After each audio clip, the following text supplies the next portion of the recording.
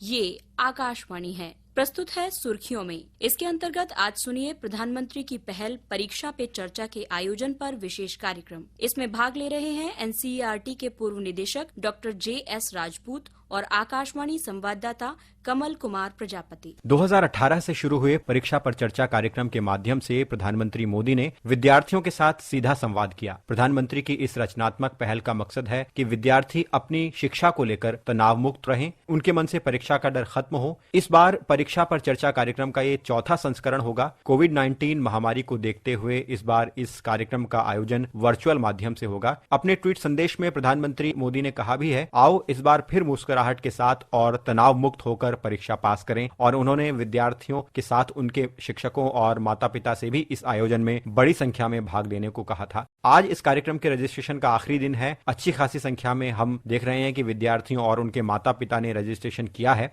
तो बीते 4 सालों से प्रधानमंत्री मोदी की इस कार्यक्रम की जो पहल है, और साथ ही प्रधानमंत्री मोदी ने एग्जाम वॉरियर नाम की भी एक किताब लिखी, जिसमें विद्यार्थियों के साथ अपने परीक्षा के अनुभवों को साझा करने के साथ उन्होंने रोचक और व्यवहारिक शिक्षा पर जोर दिया। अब हम देख रहे हैं कि उनकी इन पहल के साथ देश के विद्यालय, महाविद्यालय जुड़ रहे हैं, शिक्षक जुड़ रहे हैं, विद्यार्थियों के माता पिता जुड़ रहे हैं। तो आप हमारी शिक्षा प्रणाली में इस तरह की पहल से कैसा बदलाव देख रहे हैं? इस समय मैं यूँ कहता हूँ कि 20वीं शताब्दी परिवर्तन की शताब्दी थी और 21वीं शताब्दी परिवर्तन की गति की शताब्दी। यहाँ पर आज जो कौशल आपने सीखा है, जिसका उपयोग कर रहे हैं, 4 साल बाद हो सकता है उसकी कोई आवश्यकता ही ना पड़े। आपको नए कौशल सीखने पड़ेंगे। हमारे यहाँ के परंपरा में एक बात कही गई है, जो प्रधानमंत्री जी के सारे चिंतन में आ गई है और बड़े अच्छे ढंग से आई है। आपने भी सुना होगा कि यावत जीवेत अधीयते विप्रः, समझदार व्यक्ति जीवन पर्यंत सीखता रहता है। ये तो पुरानी बात होगी। आजकल यूनेस्को में, जहाँ पर मैं भारत का प्रतिनिधित्व करता हूँ, एक वाक्य हर जगह कहा जा रहा है, लाइफ लॉन्ग लर्निंग, जीवन पर्यंत सीखना। सीखना कभी बंद नहीं होगा। और यही बात प्रधानमंत्री की पुस्तक में भी है। नया सीखने के लिए क्या चाहिए? जिज्ञासा चाहिए, और जिज्ञासा से सृजनात्मकता उत्पन्न होती है। शिक्षा की व्यवस्था, उसकी पद्धति ऐसी होनी चाहिए कि बच्चे की जिज्ञासा को अधिक से अधिक प्रोत्साहन मिले, उसकी सृजनात्मकता पर कोई अंकुश न लगे, ऐसे बंधन न लगाए जाए कि उसकी वैचारिकता जो है वो रुक जाए या दब जाए। और अगर ये होगा तो उसको आनंद निश्चित रूप से आएगा, अपने मन का विषय पढ़ेगा, अपने क्षेत्र में आगे बढ़ेगा, उसमें जाकर के बहुत आगे बढ़ जाएगा। देखिए, आजकल हम कहते हैं नवाचार की बात करते हैं, स्टार्टअप की बात करते हैं, एंटरप्रेन्योरशिप की बात करते हैं। तो एक बड़ा अच्छा उदाहरण है JRD टाटा का। JRD टाटा का बड़े सम्मान से हम लोग नाम लेते हैं। उन्होंने एक बार कहा, always aim at perfection, you will achieve excellence. अपना लक्ष्य ऊंचे से ऊंचा रखो और उस दिशा में चलोगे तो उत्कृष्टता तुम्हें अपने आप आ जाएगी। हर बच्चे के लिए ये वाक्य आवश्यक है और ये प्रेरणा दे सकता है कि जो भी तुमने तय किया है उसमें आगे बढ़ना है। जितना आगे बढ़ सकते हो बढ़ो।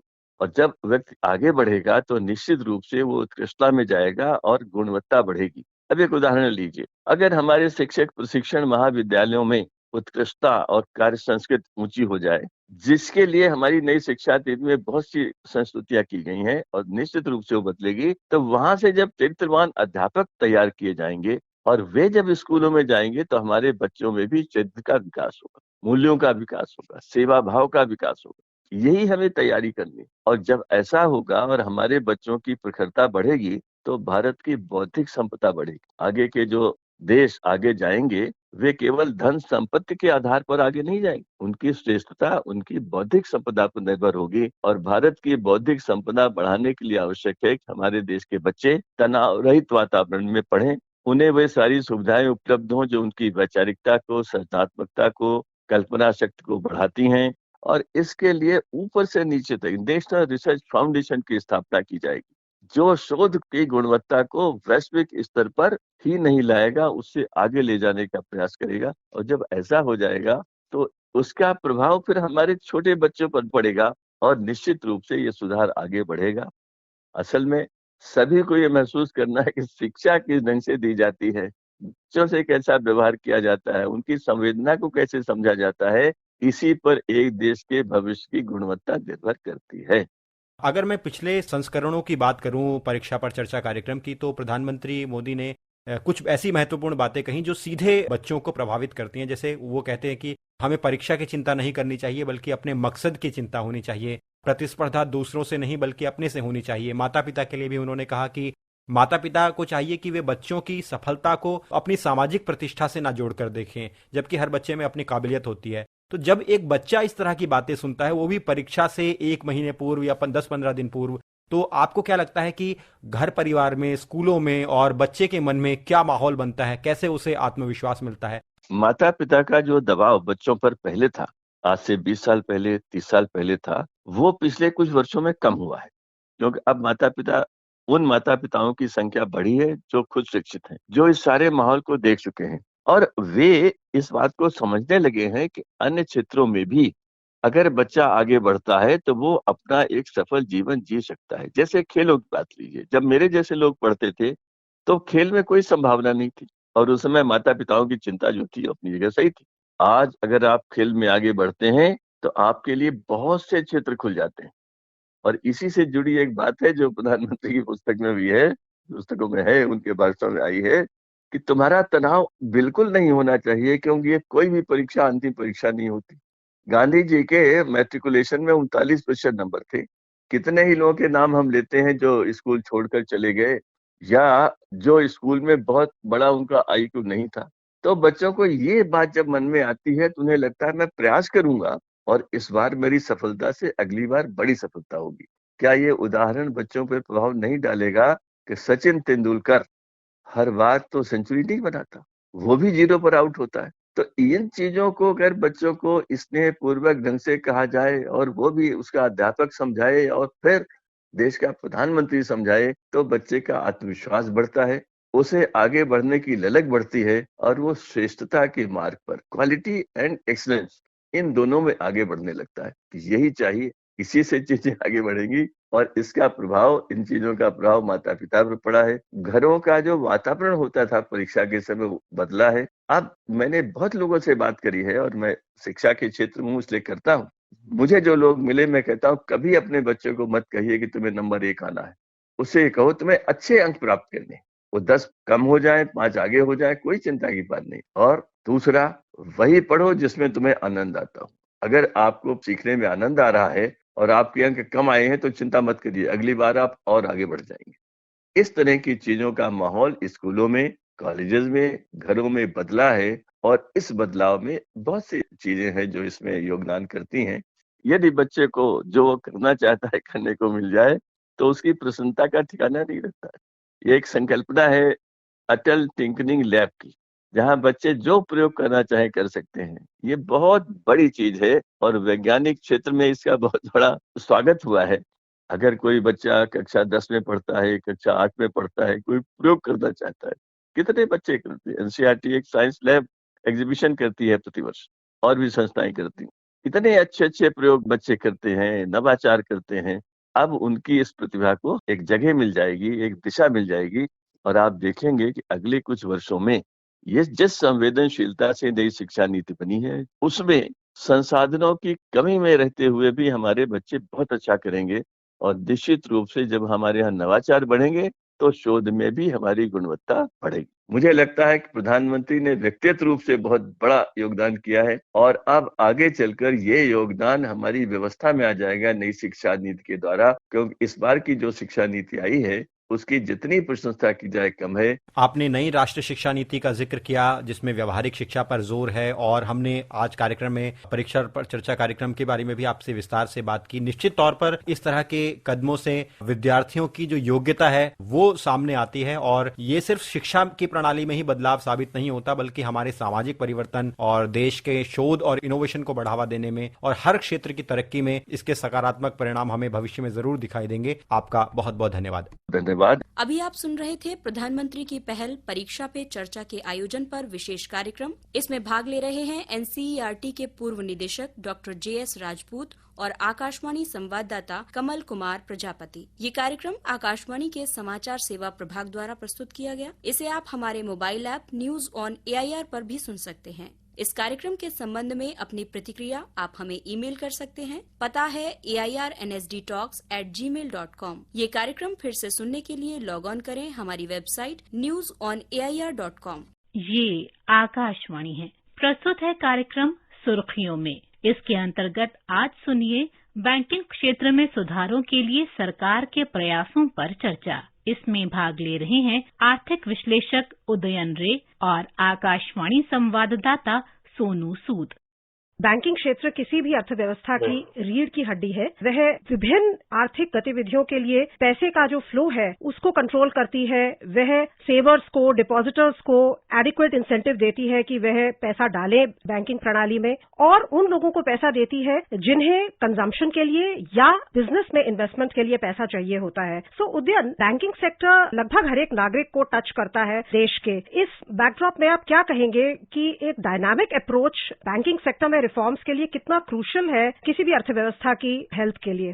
दोनों, जैसे आपने सही फरमाया कि फैसिलिटेट करता है, ये बिजनेस एक्टिविटी हो या आपके पर्सनल एक्टिविटीज हो, उनको मदद करने के लिए बैंक का बड़ा इंपॉर्टेंट रोल रहता है। कैटलिस्ट जिसे बोलते हैं, वो फैसिलिटेट करती है। चाहे आप पैसे को जमा रखना है, अपने गहनों को रखना है, आपको खुद का लोन लेना है, या आप पैसा दे रहे हैं और बैंक दूसरों को रेंट दे रही है, वो काम किया जाता है। क्योंकि इतने जबरदस्त टेक्नोलॉजिकल चेंजेस हो रहे हैं कि बैंक सर्विसेज लोगों को देते थे, वो दूसरे टेक्नोलॉजी के थ्रू, आपके मोबाइल के थ्रू, दूसरी चीजों के प्लेटफॉर्म्स के थ्रू लोगों को वो दिया जा रहा है। वो तो एक नंबर, जैसे डायनामिज्म होनी बहुत जरूरी है। दूसरी बात है कि आर्थिक जगत में इतने जबरदस्त चेंजेस आ रहे हैं पिछले 10-11 साल में, ग्लोबल फाइनेंशियल क्राइसिस के बाद से। तो बैंकों को जो रेगुलेट करते हैं, उन दोनों को बहुत डायनामिक होने की जरूरत है। इसके अलावा सरकार को बहुत डायनामिक होने की जरूरत है, क्योंकि वक्त के साथ चल सके बैंकिंग सेक्टर, तभी जो पब्लिक है, जो बिजनेस है, तब वो भी साथ साथ चल पाएगी। नहीं तो हम वो जो दौड़ है, जो अपडेटेड रहने की जो जरूरत है, उसमें हम पीछे रह जाएंगे। ग्लोबल फाइनेंशियल क्राइसिस का आपने मेंशन किया कि जो रेगुलेशन है, टाइट रेगुलेशन भी एक बैलेंसिंग एक्ट है बैंकिंग रेगुलेटर्स के लिए, क्योंकि वो ये भी चाहते हैं कि क्रेडिट ग्रोथ पर भी कोई रुकावट ना आए, और एट द सेम टाइम वो चाहते हैं कि ज्यादा फ्रॉड्स ना हो, मिनिमाइज हो आपके बैड लोन्स। बैड लोन्स कई कारणों की वजह से हो सकता है, पर एक कारण इकोनॉमिक जो कंडीशंस है। मान लीजिए कोई भी उद्यमी होते हैं, वो रिस्क लेता है, और रिस्क में हमेशा आपको पॉजिटिव रिजल्ट नहीं मिलते। आप प्रतिस्पर्धा कर रहे हैं, ये हमें याद रखना पड़ेगा। तो प्रतिस्पर्धा जब होती है, कॉम्पिटिटिव इकोनॉमी जब होती है, सारे उद्यम कामयाब नहीं होते हैं। तो जो उद्यम कामयाब नहीं हो रहे, वहां पे अगर ऋण उनको दिया गया है, जाहिर है वहां पे प्रेशर जरूर बनता है, पर वो इतना भी परसेंटेज ना बन जाए कि दिक्कत हो जाए। दूसरी है ओवरऑल आर्थिक जो कंडीशन है, उसके प्रेशर की वजह से हो सकता है, जैसे हमने पिछले एक साल में देख रहे हैं ग्लोबल फाइनेंशियल क्राइसिस की वजह से। तीसरी बात है जो अपने फ्रॉड या दूसरी किस्म की चीजें आप बता रहे हैं, जो कि रिस्क मैनेजमेंट का दायरे में आ जाता है, जो हार्डकोर माइक्रो रिस्क मैनेजमेंट है, कि एक कोई ऋण लेने आ रहा है तो उसमें कैसे हम जान लेंगे कि वो ऋण के काबिल है कि नहीं। दूसरा है कि आप जो ट्रांजैक्शन कर रहे हैं, वहां पे जो फ्रॉड होता है, मान लीजिए आपके कार्ड में फिशिंग हो गई या कुछ हो गया या ऑनलाइन दिक्कत आ गई, तो ये कई मुद्दे हैं जो सारे के सारे बैंकिंग में इंपॉर्टेंट होते चले जा रहे हैं, क्योंकि हम लोग अब मोबाइल फोन का अधिक इस्तेमाल कर रहे हैं, डिजिटल चीजों का अधिक इस्तेमाल कर रहे हैं, तो वहां पे रेगुलेशन और जो बैंकिंग तंत्र है, उसको डायनेमिकली एडजस्ट होने में बहुत जरूरी है। आपको लगता है कि ईज ऑफ डूइंग बिजनेस के साथ ही शायद ईज ऑफ डूइंग बैंकिंग भी जुड़ा हुआ है, क्योंकि डिजिटाइजेशन जहां एक बहुत अच्छी डेवलपमेंट है, वहीं शायद सब लोग उसमें इतने ज्यादा कंफर्टेबल ना हो। उसके बारे में जागरूकता क्रिएट करना और उसको ज्यादा से ज्यादा सरल बनाना, वो भी आपको लगता है कि बैंकिंग सेक्टर के लिए आगे चुनौती है? डिजिटल अडॉप्शन, मतलब डिजिटल आपको जो सहूलियत मिल रही है, नंबर 1 सब अडॉप्ट करने में सबको आसानी नहीं होती। मान लीजिए एक सर्टेन एज है, सन 2004 के बाद जिन्होंने जन्म लिया है, सन 2000, 2004, 2006 के बाद, ये पाया गया है कि वो और इजीली अडॉप्ट कर रहे हैं टेक्नोलॉजी को। दूसरे जो हैं वो थोड़े कम ईज है, जो बहुत ही बुजुर्ग हैं उनको चैलेंज हो जाता है, जबकि सोनू उनको सख्त जरूरत है इससे फायदा उठाने की। तो ease of doing banking, digitisation जो बैंकिंग की हुई है रिटेल साइड में, उसमें जो लोग इसका फायदा नहीं उठा पा रहे हैं, उनको मदद करने की जरूरत है। तो ये जो इंतजाम है डिजिटाइजेशन, वो रिटेल साइड में हो चुका है, पर जागरूकता जैसे आपने कहा वो बढ़ाने की जरूरत है। ऑन द अदर साइड जो बिजनेस साइड है, B2B है, बैंकिंग टू बिजनेस है, वहां पे काम करने की जरूरत है। ट्रेड फाइनेंस बोलिए, दूसरी चीजें बोलिए, वहां पे पेपर वर्क बहुत ज्यादा होता था, तो वहां पे ये जो पिछले एक साल में एक्स्ट्राऑर्डिनरी सिचुएशन रहा, वहां पे काफी काम हो रहा है और काफी तरक्की और प्रगति की जरूरत है वहां पे। Privatisation of public sector bank का जो मुहिम चली है, इसके पीछे आप क्या रैशनल देखते हैं और आगे क्या आपको लगता है कि ज्यादा से ज्यादा प्राइवेटाइजेशन होगी? प्राइवेटाइजेशन शब्द आते ही हमारे देश में एक चिंता आ जाती है कुछ लोगों को। तो इसका मतलब ये नहीं कि सारे के सारे बैंक को उठा के प्राइवेटाइज किया जा रहा है, जो कि किया भी नहीं जाएगा और कर भी नहीं पाएंगे आप। अगर कोई कमजोर बैंक है, प्राइवेटाइज करने के लिए कौन उसको खरीदेगा? दूसरी बात है कि किसी को भी नहीं दिया जाएगा, उसका एक पूरा अप्रोच तैयार होगा। डीप पॉकेटेड लोगों को ही इन्वेस्टर्स जो होंगे, इंस्टीट्यूशनल इन्वेस्टर जिनको बैंकिंग का ज्ञान है, अंडरस्टैंडिंग है, उसी के पास ही जा सकता है। इकट्ठे बहुत सारे बैंक को आप नहीं कर पाएंगे, आपको पहले दो शायद बैंक, अभी 2 बैंक की बात है, उससे जो आपको तजुर्बा जो मिलेगा वो तजुर्बा आपको देखना पड़ेगा। फिर कानूनों में संशोधन की जरूरत है। तो ये जो प्रक्रिया है ये एकदम से खटाखट नहीं हो सकती कि आज आपने तय किया और कल शुरू किया और परसों खत्म हो गई। तो इसमें वक्त लगेगा, क्योंकि हमारी डेमोक्रेसी है और यहाँ पे डिबेट और डिस्कशन का चलन है, जो कि बहुत ही अच्छी बात है। तो वो उसमें एक पूरी एक वाइब्रेंसी रहेगी। प्राइवेटाइजेशन सुनो, उसमें एक फायदा ये हुआ, एक तो गवर्नमेंट को प्रोसीड्स मिलता है, बैंक्स को एक जो स्वायत्तता चाहिए, जो एक फ्रीडम चाहिए, क्योंकि हमारे पब्लिक सेक्टर बैंक्स किसी से भी पीछे नहीं है, उनके पास बहुत जबरदस्त टैलेंट है। मैं तो कहूंगा कई जगह तो प्राइवेट सेक्टर से भी आगे हैं वो। अब जब लिस्टेड हो जाते हैं और काफी ट्रेडिंग होती है, तो काफी आपके प्राइवेटाइजेशन में एक अकाउंटेबिलिटी आ जाती है, एक डायनामिज्म आ जाती है। वो फायदे जरूर वहां पे मिलेंगे। एक और पहलू है फाइनेंशियल इंक्लूजन का बैंकिंग सेक्टर में, उसके बारे में आपसे जानना चाहेंगे। जन धन योजना जैसे चली, जिसमें जो निम्न आर्थिक वर्ग के लोग हैं उनको भी इंक्लूड किया गया बैंकिंग सिस्टम में, जिसके द्वारा जो विभिन्न गवर्नमेंट स्कीम्स हैं, डायरेक्ट बेनिफिट ट्रांसफर्स हैं, वो एफिशिएंटली हो पाए हैं। तो आपको लगता है कि ये भी एक बहुत बड़ा कंट्रीब्यूशन रहा है बैंकिंग सेक्टर का, और इसको स्वस्थ बनाए रखना प्राथमिकता होगी? बिल्कुल, सिर्फ जन धन अकाउंट खोलना अपने में ही बहुत बड़ी उपलब्धि थी, पर उस अकाउंट को तरह तरह की चीजों में, शायद पेंशन हो, कुछ और बेनिफिट मिले, वो बैंक अकाउंट जितना इस्तेमाल किया जाता है, एक तो उपभोक्ता को फायदे डायरेक्टली मिलते हैं और दूसरा बैंकों के लिए ये काफी प्रॉफिटेबल बन जाता है, क्योंकि वो बैंक अकाउंट अगर इस्तेमाल नहीं होता तो बैंक के लिए खर्चा बढ़ जाता है। तो वो एक चीज जो है, हमारी जो फाइनेंशियल एक्टिविटी, हमारे पास बहुत बढ़िया फाइनेंशियल सिस्टम है, फाइनेंशियल प्रोडक्ट्स हैं। अगर मान लीजिए लोन लेना है या बेनिफिट लेना है, उसके लिए अनऑर्गेनाइज सेक्टर, जो मान लीजिए एक साहूकार के पास जाके अगर ग्रामीण हमारे जो नागरिक हैं वो जाके अगर लोन ले रहे हैं, ये तो सही नहीं है।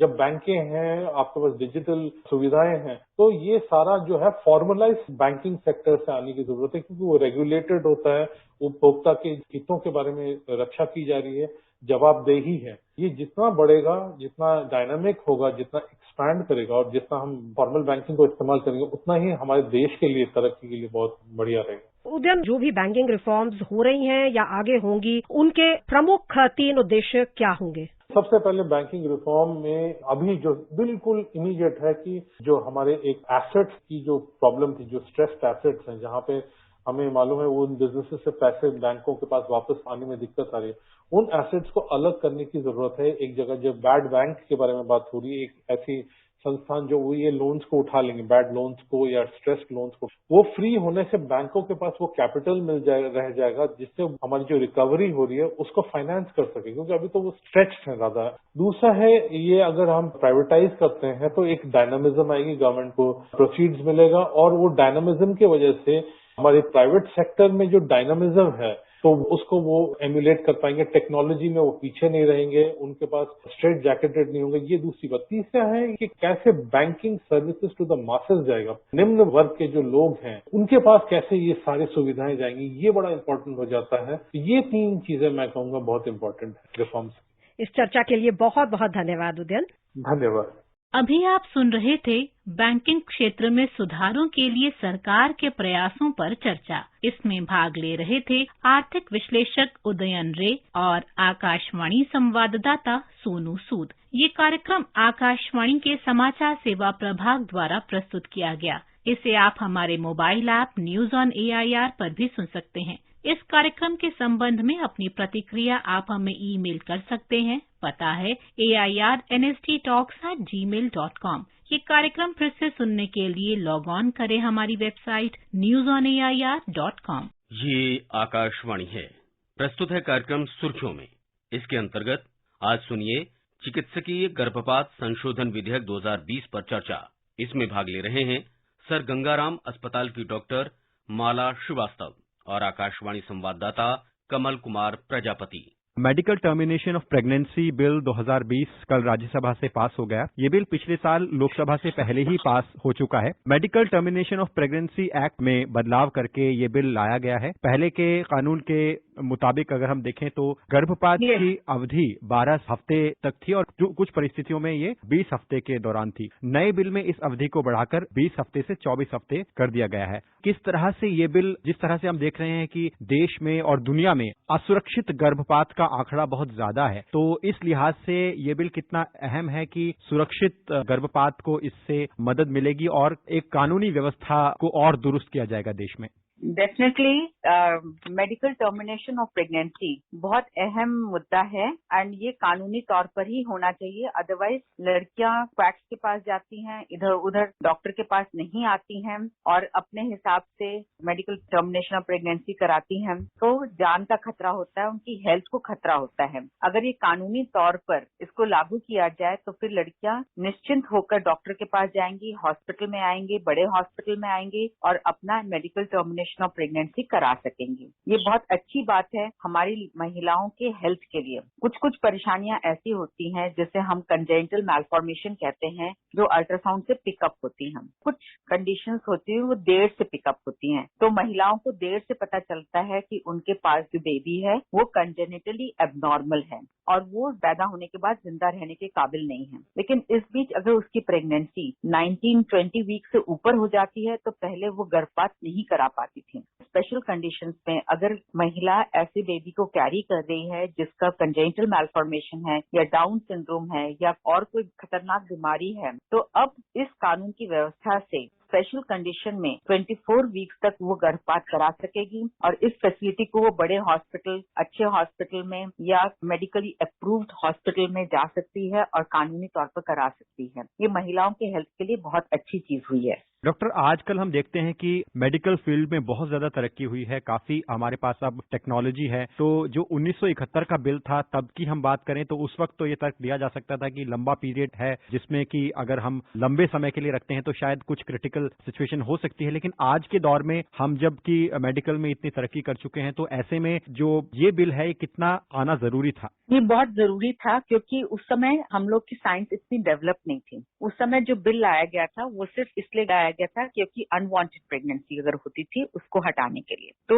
1971 में अनवांटेड प्रेगनेंसी और लीगल अबॉर्शन के लिए ये बिल लाया गया था। लेकिन तब से अब तक साइंस में बहुत तरक्की हो गई है। सिर्फ अनवांटेड प्रेगनेंसी को ही अबॉर्शन नहीं किया जाता है, ऐसे प्रेगनेंसी को भी अबॉर्ट किया जाता है जो वायबल ना हो। वायबल मतलब ऐसे बच्चे में कोई ऐसी तकलीफ हो, ब्रेन की तकलीफ हो, हार्ट की तकलीफ हो, जो वो पैदा होने के बाद बच ना पाए या मल्टीपल सर्जरीज करनी पड़े या क्वालिटी ऑफ लाइफ उसकी अच्छी ना हो या मेंटली रिटार्डेड बच्चा पैदा हो। तो इस तरह की जो मैलफॉर्मेशन, कंजेनिटल एबनॉर्मैलिटीज हम लोग आजकल पिकअप करने पड़ते हैं क्योंकि हमारे साइंस की डेवलपमेंट हो गई है, हमारा अल्ट्रासाउंड इतना डेवलप हो गया है, हमारी जेनेटिक्स इतनी डेवलप हो गई है कि हम कई सारी अनुवांशिक बीमारियां पकड़ पाते हैं और डायग्नोसिस कर पाते हैं जब बच्चा माँ के पेट के अंदर ही हो। जब हम ऐसी बीमारियां पकड़ पाते हैं तो हमें उसका अबॉर्शन करने का भी अधिकार होना चाहिए, ये प्रावधान होना चाहिए। अगर डायग्नोसिस कर ली कि बच्चा ठीक नहीं है तो इसके बाद फिर हम क्या करें? अगर हमारे पास ये लीगल राइट हो कि हाँ अगर एबनॉर्मल बच्चा है तो हम 24 वीक तक उसको अबॉर्ट कर सकते हैं, तो मदर के लिए भी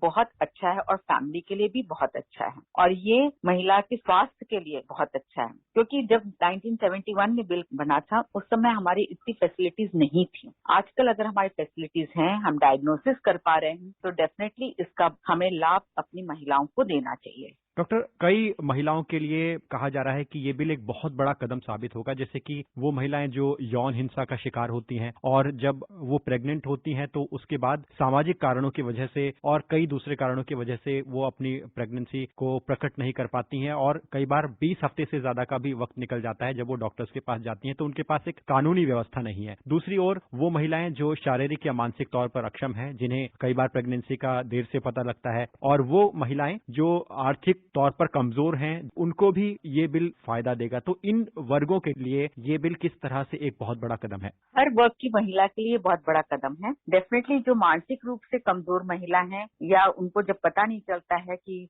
वो लैक्टेशनल एमेनोरिया में अगर प्रेग्नेंट हो जाती हैं, तो डेफिनेटली ये बिल उनके लिए अच्छा है, क्योंकि उनको प्रेगनेंसी का अगर देर से पता चला, वो प्रेगनेंसी कैरी नहीं कर सकती हैं, तो उसके लिए डेफिनेटली ये बिल अच्छा है। लेकिन एक आपको बात समझना है कि 20 वीक्स तक तो आप करवा सकते हैं प्रेगनेंसी टर्मिनेट। 20 to 24 वीक्स का जो कैप्शन दिया गया है, ये स्पेशल कंडीशंस में दिया गया है। It is not for everything, सबके लिए नहीं है। स्पेशल कंडीशन मतलब कि बच्चा ऐसा है जो कि पैदा होने के बाद स्वस्थ नहीं रह पाएगा या वायबल नहीं रह पाएगा, या स्पेशल कंडीशन उसको एक कंजेनिटल एनॉमली है, ये उन सब कंडीशंस के लिए है। और इसमें 2 सीनियर ऑब्स्टेट्रिशियन की सलाह जरूरी है और इसमें कोर्ट का ऑर्डर भी जरूरी है। तो ये बिल पास तो हुआ है, लेकिन इसमें स्पेशल कंडीशन लगाया गया है, ये सबके लिए नहीं है। हमें ये समझना है कि जो MTP एक्ट होता है, 12 वीक्स तक तो आप करा सकते हो for failure of contraception. 12 weeks के बाद जब हम कराते हैं तो हमें प्रूफ करना पड़ता है कि ये बच्चा कंजेनिटली मैलफॉर्म बच्चा है। ऐसे अगर हमें फेलियर ऑफ कॉन्ट्रासेप्शन करके 13 वीक्स के बाद आप अबॉर्शन वैसे भी नहीं करा सकते। 13 वीक्स या 12 वीक्स के बाद जब अबॉर्शन कराते हो तो उसमें आपको ये प्रूफ करना पड़ता है कि बेबी जो है कंजेनिटली मैलफॉर्म्ड है, बच्चे में पैदाइशी नुक्स है,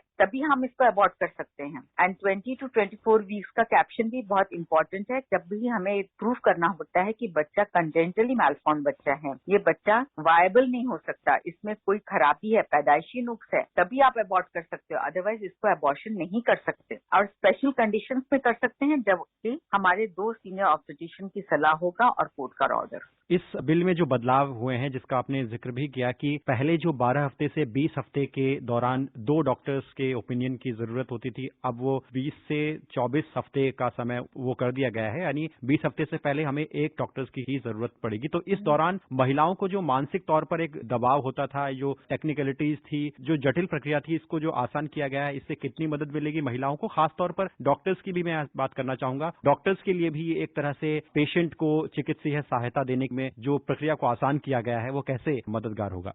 डेफिनेटली लीगल प्रोविजन होने से डॉक्टर और पेशेंट दोनों को ही आराम हो गया है, क्योंकि हम लोगों को फिर प्रॉब्लम नहीं होगी। पेशेंट कोई भी अगर आता है, किसी भी ट्रीटमेंट के लिए आता है और वो लीगली आता है, हमारा प्रोविजन है, तो हमें वो सर्विस देने में कोई तकलीफ थोड़ी ना होती है। नहीं तो पहले हम लोग साफ मना कर देते थे कि ये लीगली अलाउड नहीं है, we can not do it in our hospital. लेकिन अगर लीगली अलाउड हो जाता है तो वो अच्छा होता है। और जहां तक मिड ट्राइमेस्टर अबॉर्शन के लिए, मतलब 13 वीक्स के बाद अबॉर्शन के लिए 2 सीनियर ऑब्स्टेट्रिशियन की जरूरत पड़ती है। 2 सीनियर ऑब्स्टेट्रिशियन की सलाह की जरूरत इसलिए पड़ती है क्योंकि 13 वीक्स के बाद जो अबॉर्शन होते हैं उसमें मदर की जान को खतरा होता है, और 3 महीने के अंदर की जो प्रेगनेंसी होती है उससे मदर की जान को इतना खतरा नहीं होता है। इसीलिए 3 महीने से ज्यादा की जो प्रेगनेंसी होती है उसमें 2 सीनियर ऑब्स्टेट्रिशियन को इन्वॉल्व होना जरूरी होता है, ताकि माँ के स्वास्थ्य को हम ठीक रख सकें, इसलिए जरूरी होता है। और डेफिनेटली ये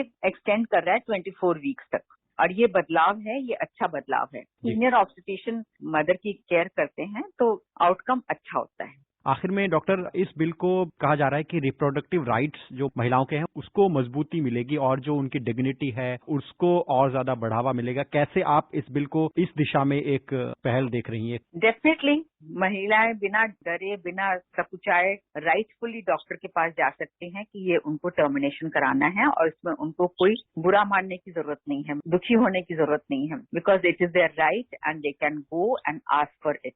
तो ये जो बिल आया है ये महिलाओं के लिए सशक्तिकरण का एक अच्छा उपाय है, और इसको पास किया गया, ये एक अच्छा सरकार की तरफ से पहल है। धन्यवाद डॉक्टर माला श्रीवास्तव, आप हमसे जुड़ी और इस बिल के बारे में हमारे श्रोताओं के साथ आपने विस्तार से जानकारी साझा की। हमसे जुड़ने के लिए आपका बहुत बहुत धन्यवाद। Thank you so much. अभी आप सुन रहे थे चिकित्सकीय गर्भपात संशोधन विधेयक 2020 पर चर्चा। इसमें भाग ले रहे थे सर गंगाराम अस्पताल की डॉक्टर माला श्रीवास्तव और आकाशवाणी संवाददाता कमल कुमार प्रजापति। ये कार्यक्रम आकाशवाणी के समाचार सेवा प्रभाग द्वारा प्रस्तुत किया गया। इसे आप हमारे mobile app news on AIR पर भी सुन सकते हैं। इस कार्यक्रम के संबंध में अपनी प्रतिक्रिया आप हमें ईमेल कर सकते हैं। पता है airnsdtalks@gmail.com। ये कार्यक्रम फिर से सुनने के लिए लॉग इन करें हमारी वेबसाइट newsonair.com। ये आकाशवाणी है, प्रस्तुत है कार्यक्रम सुर्खियों में। इसके अंतर्गत आज सुनिए बीमा क्षेत्र में सुधार और इसके महत्व पर चर्चा। इसमें भाग ले रहे हैं आर्थिक विश्लेषक एसपी शर्मा और आकाशवाणी संवाददाता कमल कुमार प्रजापति। बीमा क्षेत्र में सुधारों को लेकर कल राज्यसभा ने बीमा संशोधन विधेयक 2021 पारित कर दिया। इस कानून के जरिए 1938 के बीमा अधिनियम में बदलाव किया जाना है। इस विधेयक को लाने का मकसद है कि बीमा कंपनियों में फॉरेन डायरेक्ट इन्वेस्टमेंट को 49% से बढ़ाकर 74% कर दिया जाए। सरकार का आकलन है कि प्रत्यक्ष विदेशी निवेश बढ़ने से बीमा कंपनियों की बढ़ती हुई कैपिटल रिक्वायरमेंट को पूरा किया जा सकेगा और एफडीआई की सीमा बढ़ने से कंपनियों के पास निवेश के विकल्प खुलेंगे। आम नागरिकों के लिए इंश्योरेंस प्रोडक्ट के विकल्प ज्यादा होंगे। उन्हें इस क्षेत्र में पॉलिसी लेने और पैसा लगाने की बेहतर डील मिलेगी, क्योंकि इससे देश में बीमा कंपनियों के बीच एक प्रतिस्पर्धा का माहौल पैदा होगा। हमने 1990 के दशक के बारे में सुना है कि उस वक्त अर्थव्यवस्था को लिबरल बनाने के लिए बड़े कदम उठाए गए थे सरकार द्वारा, और उसी तरह से अब इस समय सरकार द्वारा ऐसे ही कुछ बड़े कदम उठाए जा रहे हैं समय की मांग को देखते हुए। तो बीमा क्षेत्र में सरकार का जो ये सुधार है, ये प्रयास है, देश में बीमा क्षेत्र को प्रोत्साहित करने की दिशा में ये कितना अहम कदम आप मानते हैं? बहुत ही अहम कदम है। जैसे आपने बताया कि 1990 के दशक में बहुत सारी रिफॉर्म्स हुई थी, जब एक एलपीजी मॉडल आया जिसमें लिबरलाइजेशन, प्राइवेटाइजेशन और ग्लोबलाइजेशन की बात हुई और इकोनॉमी के लिए चौतरफा विकास के लिए बहुत सारी परियोजनाएं आई। और अभी जो सरकार रिफॉर्म्स कर रही है, खासकर जो अभी कोविड को लेके सरकार ने पिछले 1 साल में जो रिफॉर्म्स की हैं, जिसको हम कहेंगे कि ये हिस्टोरिक रिफॉर्म्स हैं, जो स्ट्रक्चरल रिफॉर्म्स हुई हैं पिछले 1 वर्ष में। इंश्योरेंस भी उनसे वंचित नहीं है। इंश्योरेंस सेक्टर क्योंकि एक ऐसा सेक्टर है जो कि एक गारंटी देता है, जो कि व्यक्ति के चाहे वो सेहत से संबंधित हो या फिर उसकी लाइफ से संबंधित हो, जो उसके परिजनों के लिए सहारा बनता है। तो ये बहुत इंपॉर्टेंट सेक्टर है। तो सरकार ने इसमें भी भरपूर प्रयास किए हैं रिफॉर्म्स करने के। जैसे कि अभी एफडीआई का जो सीमा है वो बढ़ा के 49% से 74 कर दिया गया है। ये एक बहुत बड़ी डेवलपमेंट है। इसके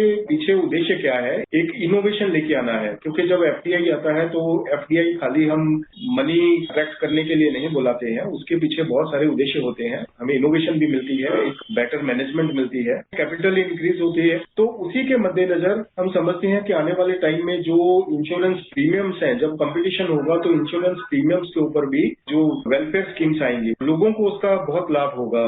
जब प्रीमियम की जो वैल्यू है वो एक कॉम्पिटिटिव रेट पे मिलेगी तो लोगों को और ज्यादा बेनिफिट मिलेंगे, नए इनोवेटिव प्रोडक्ट्स आएंगे। और इसके आने से जो मार्केट पेनिट्रेशन है, जो इंश्योरेंस अभी अच्छे रूप से अपनी जगह नहीं बना पाया है पूरे भारत में, चाहे हमारा देश बहुत ही विशाल है, लेकिन इंश्योरेंस के बारे में अवेयरनेस अभी भी उस स्तर पे नहीं है जिस तरीके से होनी चाहिए। तो जब इसमें इनोवेशन आएगी, फॉरेन डायरेक्ट इन्वेस्टमेंट आएगी, तो आने वाले टाइम में हम समझते हैं कि एक अच्छा ट्रैजेक्टरी इंश्योरेंस सेक्टर का बनेगा, जिससे कि कैपिटल की रिक्वायरमेंट भी पूरी होगी और इनोवेटिव प्रोडक्ट्स भी आएंगे। कल्याणकारी योजनाओं के लिए भी काफी अच्छा भरपूर सहायता जो है लोगों को मिलेगी। कल वित्त मंत्री ने राज्यसभा में बीमा कंपनियों में विदेशी निवेश के बढ़ने से आए सकारात्मक नतीजों का जिक्र भी किया। उन्होंने बताया कि इन कंपनियों में 2000 में निवेश 26% बढ़ाया गया था और 2015 में इसे बढ़ाकर 49% कर दिया गया, और 2015 से अब तक यानी 5 सालों में जो उन्होंने आंकड़ा प्रस्तुत किया कि 26,000 करोड़ रुपए की पूंजी पैदा हुई है विदेशी निवेश के बढ़ने से। साथ ही इन कंपनियों ने लोगों को इस दौरान रोजगार भी दिया है। उन्होंने ये भी कहा कि इन 5 सालों में 53 कंपनियों से बढ़कर बीमा कंपनियां 56 हो गई हैं। जो री इंश्योरेंस कंपनियां हैं उनकी संख्या बढ़कर 1 से 12 हो गई है, और खास बात यह है कि जो लिस्टेड कंपनी जो पहले कोई भी नहीं थी अब वो बढ़कर 7 हो गई हैं। जहां एक तरफ जैसा कि आपने कहा आम नागरिकों को तो इससे लाभ होगा ही, लेकिन दूसरी तरफ आम नागरिकों को इस लिहाज से भी लाभ होता हुआ दिख रहा है जैसे कि अगर जो लिस्टेड कंपनियां अब मार्केट में आ गई हैं तो उसके बाद इन कंपनियों के शेयर खरीदने बेचने में आम नागरिक अपनी हिस्सेदारी निभा सकेंगे, स्टॉक मार्केट को भी इससे बढ़ावा मिलेगा। तो इस दिशा में ये कितना अहम होगा आगे चलकर? अभी सरकार का प्लान है 21-22 में कि LIC का IPO भी लेके आया जाए। जो पॉलिसी का एक डायरेक्शन है वो ये है कि सरकार एक बहुत ही डायनामिज्म क्रिएट करना चाहती है, प्राइवेट सेक्टर का पार्टिसिपेशन ज्यादा से ज्यादा हो, जिससे कि एक अच्छी एफिशिएंसी मार्केट में आए। लोगों को जो नो हाउ है वो हम विदेशों से मुद्रा लें या उनका टेक्नोलॉजी अडॉप्ट करें या फिर हम उनका मैनेजमेंट की जो टेक्निक्स हैं उनको अपने भरपूर प्रयास के साथ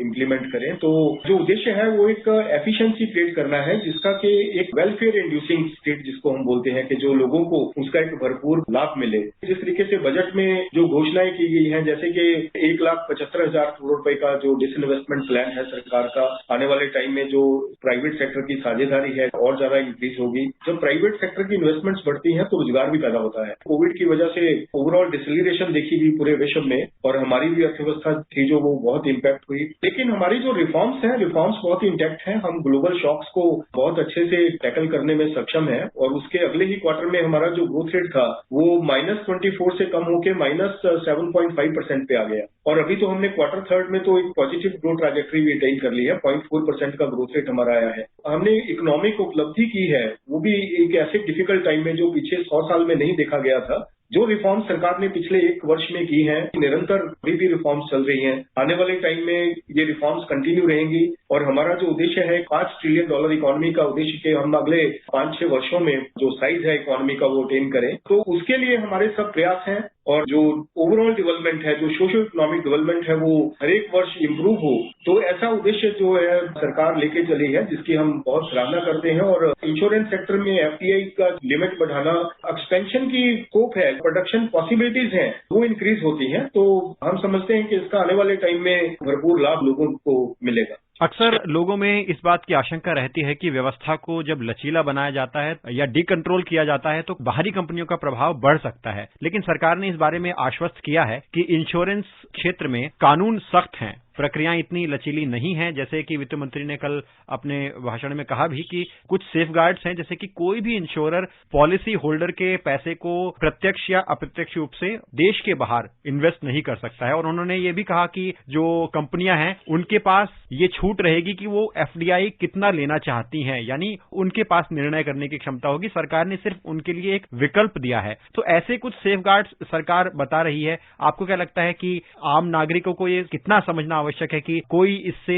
डर नहीं है कि बाहरी कंपनियों का प्रभाव बढ़ेगा? मैं आपको थोड़ा 20 वर्ष पीछे लेके जाना चाहता हूं। जब 1991 में रिफॉर्म्स हुई हैं, उस टाइम पे भी ऐसी आशंकाएं थी कि इससे जो रोजगार है खत्म हो जाएगा, प्राइवेट सेक्टर की डोमिनेंस बढ़ेगी, जो बाहर की कंपनीज हैं आके वो डोमिनेट करेंगी और हमारे लोगों के लिए कुछ नहीं रहेगा। लेकिन वैसा नहीं हुआ। 1990 तक जो रियल इनकम डबल होने को 40 इयर्स लगे थे, 1950 से लेके 1990 तक 1 रुपए को 2 होने में रियल टर्म्स में। उसके बाद अब रियल इनकम जो है वो हर 17 साल के बाद डबल हो रही है। ये एक बहुत बड़ी उपलब्धि है। ये रिफॉर्म्स का ही नतीजा है कि हमने रिफॉर्म्स की और उसके बाद जो इनकम स्तर है वो काफी उच्च स्तर पे बढ़े और जो नॉमिनल इनकम है वो तो 10 साल में डबल हो जाती है। तो इससे जो इकोनॉमिक ग्रोथ है, जो वेलफेयर है, उसको इंड्यूस करती है। रिफॉर्म्स होने से कभी नुकसान नहीं होता। रिफॉर्म्स हमेशा फायदे के लिए की जाती हैं और खासकर अभी जो रिफॉर्म्स हो रही हैं, जैसे कि 2014 में जो हमारा ईज ऑफ डूइंग बिजनेस का रैंक था वो 142 पे था और अभी हम इम्प्रूव करके 63 पे आ गए हैं। तो लगभग हमने 100% से ज्यादा इम्प्रूवमेंट की है। और उसके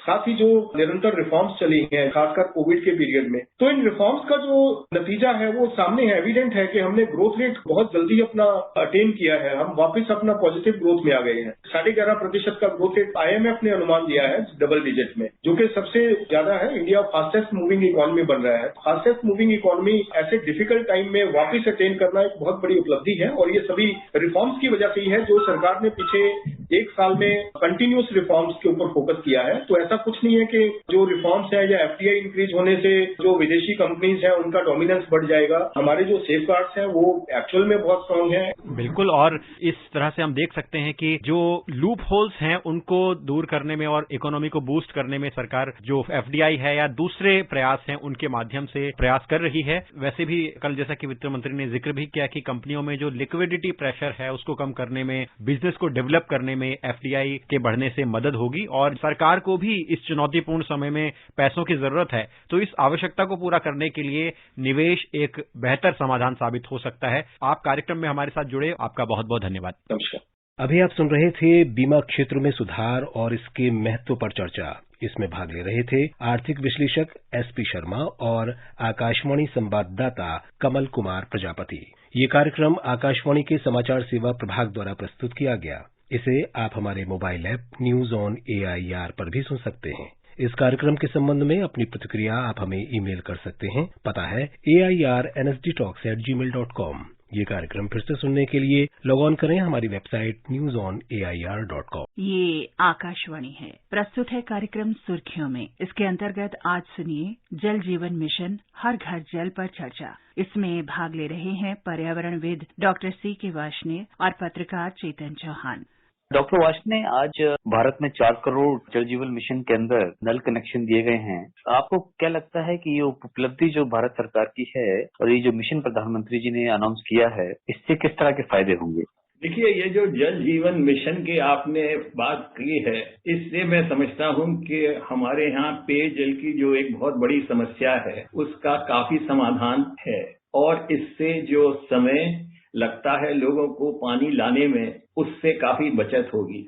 समय की बचत ही नहीं होगी, इसमें पानी की गुणवत्ता का भी पूरा ख्याल रखा गया है और नियमितता का भी ख्याल रखा गया है। तो इससे समय भी बचेगा और लोगों को जो कष्ट होता है पानी लाने में, उसकी भी समस्या हल होगी। खास तौर से हमारे यहाँ महिलाओं को और छोटी बच्चियों को इस काम पे लगाया जाता है, जिससे घर के काम में उनसे समय निकालना पड़ता है और उनके अपने समय निकालने की वजह से बच्चों की देखरेख और घर के काम को उन्हें छोड़ना पड़ता है। तो मैं समझता हूँ कि इससे जो समय बचेगा और इससे वो अपने बच्चों को और उनके पालन पोषण में जो समय लगाएंगे, उससे बहुत बड़ा फायदा होगा। और सबसे बड़ा फायदा ये होगा कि पानी से होने वाली जो बीमारियां हैं, उनके अंदर बहुत सारी कमी आएगी और इस तरीके से मैं समझता हूँ जन स्वास्थ्य के अंदर बहुत भारी एक फायदा होने वाला है। हॉस्पिटल्स का खर्चा, डॉक्टर्स के पास जाना और घरों के अंदर जो बीमारियां हो जाती हैं, खास तौर से गर्मी है, पानी के अभाव की वजह से, उसके अंदर भी बहुत कमी होगी। मैं आपको बताता हूं अपना पर्सनल एक्सपीरियंस कि जैसे जैसे गर्मी बढ़ती है, पानी लाने की जो दिक्कत है वो और बढ़ती चली जाती है। नजदीक के स्रोत सूख जाते हैं, तो इसलिए पानी लाने के लिए और ज्यादा समय लगता है और ज्यादा दूर जाना पड़ता है। तो इन सब समस्याओं से निजात मिलती है और इससे इकोनॉमी को भी बहुत फायदा होता है। हर घर के अंदर थोड़ी सी सुरक्षा बढ़ती है और हर काम के अंदर सुविधा होती है। 2 चीजें बहुत जरूरी हैं। एक तो यह क्वालिटी वाटर, जिसकी की गुणवत्ता एकदम ठीक हो, सेफ हो और स्वास्थ्य के लिए स्वास्थ्यवर्धक हो, और दूसरा assured supply and good quality of power या ऊर्जा।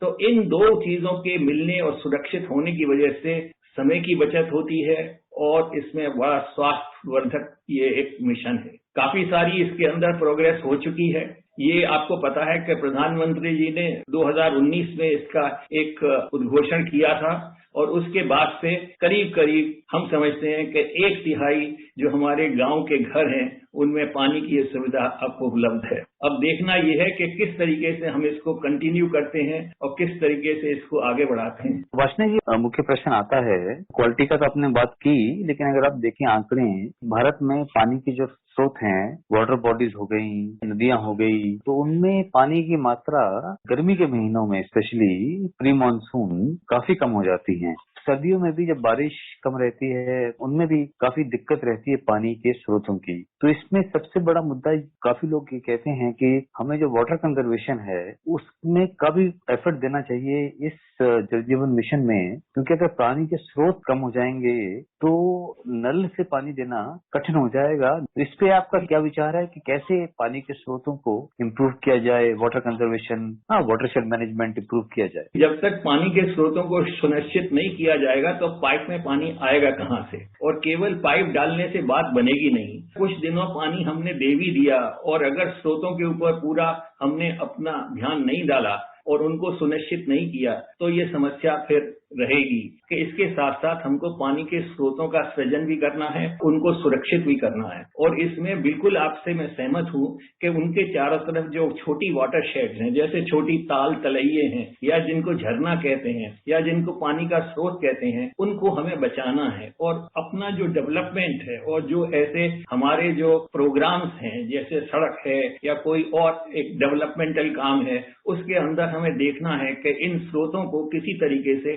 बचाया जाए और हर तरीके से सुनिश्चित किया जाए कि उनके चारों तरफ वनस्पति की ओर बढ़ोतरी की जाए, जिसको हम वाटरशेड डेवलपमेंट भी कहते हैं। और उसके साथ साथ एक बहुत बड़ा वाटर कंजर्वेशन और रेन हार्वेस्टिंग का प्रोग्राम भी हम लोगों को शुरू करना पड़ेगा। ये तो बहुत जरूरी है, चाहे वो ग्रामीण वाटर सप्लाई हो या शहरी वाटर सप्लाई हो, सबके लिए हमें जो पानी के स्रोत हैं उनके बारे में हमको बहुत चिंता करनी चाहिए। इस बारे में थोड़ी जागरूकता तो बढ़ रही है और हर जो राज्य सरकार है वो भी कुछ थोड़ा थोड़ा काम कर रही है, लेकिन इसके अंदर हमको बहुत तेजी से गति लानी है और इस काम को आगे बढ़ाना है। पानी को कंजर्व करने के लिए हमें एक जल अभियान चलाना होगा, जिसमें हर व्यक्ति का अपना एक सहयोग हो, जंगल हो और जो घास के मैदान है वो भी हों, इन सब के अंदर, और मैं समझता हूँ खेत और खलिहान भी हों, वहां पे भी पानी का सृजन करना बहुत जरूरी है, क्योंकि हमारी खेती भी भूजल के ऊपर काफी निर्भर रहती है। और सच बात है कि गर्मी के दिनों में इन पानी की हमें ज्यादा आवश्यकता होती है, लेकिन उसके विपरीत इनकी जो मात्रा है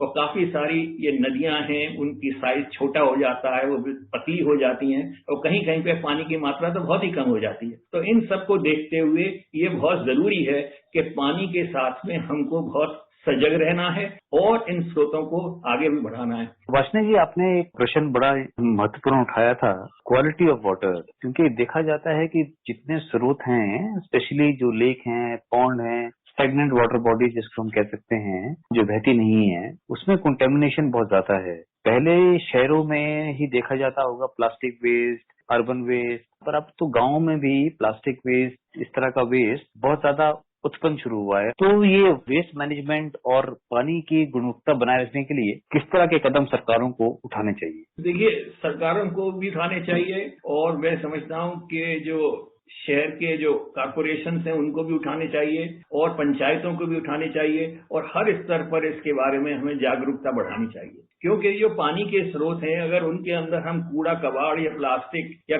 और तरह की चीजों को डंप करेंगे या उनको हम एकदम रिक्लेम करने की कोशिश करेंगे, तो इस सब से तो मैं समझता हूं कि जो इतने भी हमारे ये प्रोग्राम हैं ये सब ठप पड़ जाएंगे, आगे चल नहीं सकते हैं ज्यादा देर। हमारी पुरानी सभ्यता थी, वहां पर पानी के बारे में, और हम देखते हैं जहाँ खुदाई हुई है खासतौर से पंजाब के पास में और हरियाणा में, तो उस सबसे हमें पता चलता है कि पुराने जमाने में भी लोग पानी के बारे में बहुत ही सचेत थे और पानी के स्रोतों को बड़े अच्छी तरीके से सुचारू रूप से वो रखते थे और चलाते थे, और इसीलिए वहां पर देखिए पानी की निकासी का भी बहुत अच्छा इंतजाम था। तो उन सब उदाहरणों को लेकर के हमें जन चेतना को जगाना है और उन लोगों को समझाना है कि किस तरीके से जो हमारा कूड़ा कबाड़ है उसको हम फिर से रिसाइकिल करके ऑर्गेनिक वेस्ट बना सकते हैं और जो प्लास्टिक वगैरह है उसको हम अलग करके छांट के रखें। और आजकल तो आप जानते हैं कि वो सिंगल यूज प्लास्टिक के बारे में अभियान चला हुआ है और लोगों को अब समझाया जा रहा है कि उसका इस्तेमाल कम से कम करें। तो इस तरीके से प्लास्टिक कबाड़ को तो हमें धीरे धीरे खत्म कर ही देना है,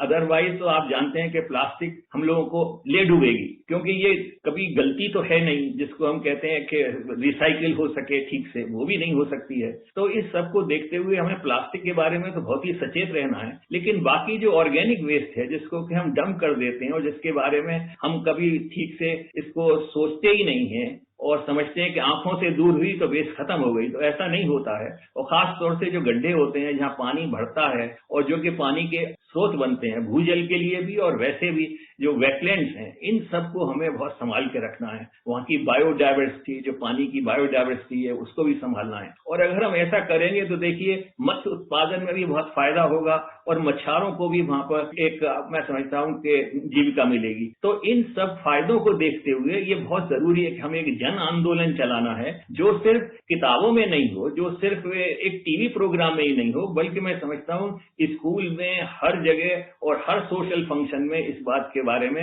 हमें लोगों को चेताना पड़ेगा, समझाना पड़ेगा, क्योंकि ये उन्हीं के फायदे में है। तो इसमें मैं समझता हूँ हर व्यक्ति को जुड़ना है और हर व्यक्ति को आगे पहल करनी है। खास तौर से जितने हमारे फॉरेस्ट डिपार्टमेंट हैं और जितने हमारे और विभाग हैं, जल विभाग हैं, उन सबको बहुत आगे आना है और हर तरीके से जो सॉलिड वेस्ट है उसका वैज्ञानिक रूप से निस्तार करना है। डॉक्टर वार्ष्णेय, बहुत बहुत शुक्रिया आपसे बातचीत करने के लिए। धन्यवाद।